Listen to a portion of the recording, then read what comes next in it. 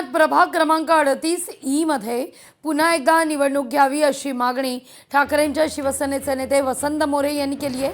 वसंत मोरे यांच्या विरोधातील भाजपचे उमेदवार व्यंकोजी खोपडे यांनी निवडणूक शपथपत्रात खोटी माहिती दिल्याचा पुरावा वसंत मोरे यांनी पत्रकार परिषद घेत समोर मांडलेला आहे। या सगळ्या संदर्भात न्यायालयात जनहित याचिका दाखल केली असून येत्या 12 फेब्रुवारीला सुनावणी होणार आहे असं मोरेंचं म्हणणं आहे।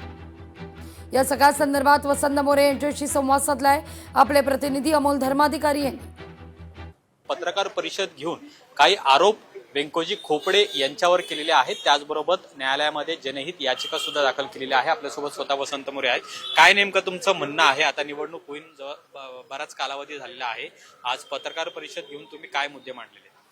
त्याच्यामध्ये 141 खरेदी खतं त्यांनी रजिस्टर्ड करून दिलेत भोसरी या ठिकाणी। शिवाय त्यांच्या वडिलांच्या नावाची सुद्धा 40 खरेदी खतं आहेत, म्हणजे 181 खरेदी खतं ही त्यांनी स्वतःहून ही लोकांना त्या या जागेवरती अनधिकृत जागेवरती करून दिलेली आहेत। त्यामुळे त्यांनी जे डिक्लेरेशन दिलं होतं की मी स्वतः उमेदवार म्हणून जर निवडून आलो तर मी याच्या आधी अनधिकृत बांधकामं केलेली नाही आहेत, पुढे सुद्धा केल्याचं सिद्ध झाल्यास माझं नगरसेवक पद रद्द करण्यात यावं, ह्याच त्यांनी दिलेल्या त्यांनी दिलेले जे लिहून दिले त्याच्यानुसारच मी कोर्टामध्ये पिटिशन दाखल केले। त्यांची जी बांधकामं आहेत ती अनधिकृत आहेत असं तुमचं म्हणणं आहे? 100%, कारण त्याच्यामध्ये PMRDने स्वतःच झोन दाखला दिलेला आहे।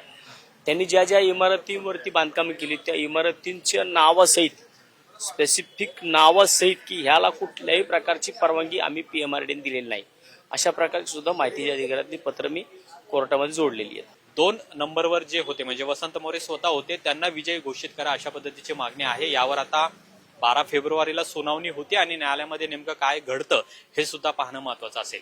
कॅमेरामन तुषार नानावरेसह अमोल धर्माधिकारी, लोकशाही मराठी, पुणे। लोकशाही मराठी ऐका, पहा, जागरूक रहा।